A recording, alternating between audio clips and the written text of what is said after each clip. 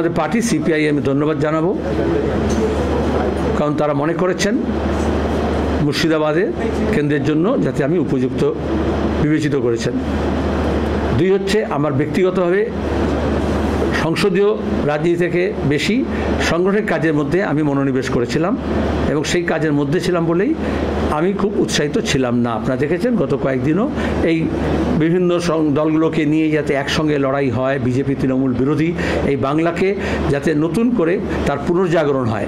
বাংলার পুনর্জাগরণ সম্ভব নয় বামপন্থার পুনর্নির্মাণ ছাড়া। সেই বামপন্থা পুনর্নির্মাণের জন্য সিপিআইএমকে মজবুত করা এবং তার ছাত্র, যুব, শ্রমিক, কৃষক, ক্ষেতমজুর সংগঠনকে মজবুত করা আন্দোলন সংগ্রামের কাজে আমি নিজে লিপ্ত। কিন্তু গোটা দেশের যে সর্বনাশ অবস্থা হচ্ছে, যেভাবে গণতন্ত্রকে এবং সাংবিধানিক কাঠামোকে ধ্বংস করছে, যেভাবে মানুষকে আবার ভয় পাওয়ানোর চেষ্টা করছে, যেভাবে জোর করে সিএ লাগু করার চেষ্টা করেছে।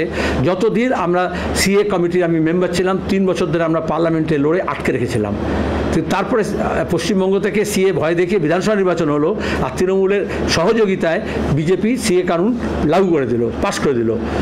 আমাদের আবার সেটাকে আটকাতে হবে এবং সেটা এখানে দাঁড়িয়ে ক্যাকাছিরি করলে হয় না, পার্লামেন্টে গিয়ে লড়াই করতে হয়। যেভাবে দুর্নীতি হচ্ছে, ইলেকট্রাল বন্ড নিয়ে হচ্ছে, সিপিআইএম লড়েছে, সংসদের মধ্যে লড়েছে। আমি নিজে 2017 সালে পার্লামেন্টের মেম্বার ছিলাম, পার্লামেন্টে লোকসভা আমি বলেছি, রাজ্যসভায় কমরেড সীতারাম ইয়েচুরি বলেছেন। তারপর আমরা কোর্টে গিয়েছি, যেহেতু পার্লামেন্টে আমাদের সংখ্যা কম, যেরকম অ্যাসেম্বলিতে কংগ্রেস এবং বামপন্থী না থাকার ফলে আজকে সেখানে মানুষের কোনো কথা বলা হয় না, সেটা পার্লামেন্টে হয়নি। সেটা আমার অনেক মানুষ, শুধু বামপন্থীরা নয়, শুধু বামফ্রন্ট নয়, আমি ধন্যবাদ জানাবো কংগ্রেস দলকেও, কারণ তাদের দিক থেকে এটা ছিল প্রস্তাব। আপনারা শুনেছেন ইতিমধ্যে অধীরবাবু বলেছিলেন যে মুর্শিদাবাদ আসনে আমাদের বামফ্রন্টের সঙ্গে সমঝোতা হতে পারে। গোটা রাজ্যের সমঝোতার একটা পূর্ব শর্ত ছিল, যেখানে দাঁড়িয়ে আমরা মালদা, মুর্শিদাবাদ, উত্তর দিনাজপুর, দার্জিলিং, উত্তরবঙ্গ এবং তারপর আস্তে আস্তে দক্ষিণবঙ্গ সর্বত্র যাতে 42টা আসনে বিজেপি এবং তৃণমূল বিরোধী সমস্ত শক্তিকে এককাট্টা করতে পারি। সেখানে তাদেরও ছিল যদি মোহাম্মদ সেলিম এখানে প্রার্থী হয় তাহলে কংগ্রেসের সমর্থক দরদি কর্মীরা উৎসাহিত হবে এবং আমরা পরস্পরকে ভোটার এবং কাডার মোবিলাইজ করতে পারবো। সেখানে আমরা সিপিআইএমে আমাদের পলিট ব্যুরোতে আলোচনা করি, রাজ্য কমিটিতে আলোচনা করি, জেলা কমিটিতে আলোচনা হয়, তাদেরও সব প্রস্তাব ছিল এবং সেই জন্যই আমরা প্রথম দফা থেকে দ্বিতীয় দফায়ও আমরা আমাদের তালিকার মধ্যে মুর্শিদাবাদ রাখিনি।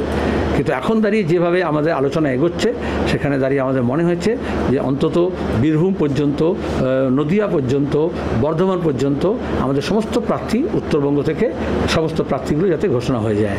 তারপরে ষষ্ঠ এবং সপ্তম পর্যায়ে যে ভোটগুলো হবে সেগুলো আমরা কয়েকদিনের মধ্যে হয়ে যাবে। অনেকটাই হোমওয়ার্ক হয়ে গিয়েছে, কিন্তু নির্বাচনী প্রচারও শুরু করতে হবে। 42টা আসনেই বামফ্রন্টের কর্মীরা তারা ইতিমধ্যেই নেমেছেন। আমি বিভিন্ন জায়গায় আজকে দাঁড়িয়ে উত্তর মালদায় আমাদের কমরেড সূর্যদা গিয়েছেন, তারা জিবি করছেন। দক্ষিণ মালদায় কালকে কমরেড বিমান বসু যাবেন, সেখানে দাঁড়িয়ে তারা সাধারণ সভা করবেন। কমরেড সুদীপ ভট্টাচার্য থেকে আরম্ভ করে আমাদের সেক্রেটারি মেম্বাররা সমস্ত জায়গায়, আজকে সুজন চক্রবর্তী তমলুকে আছে।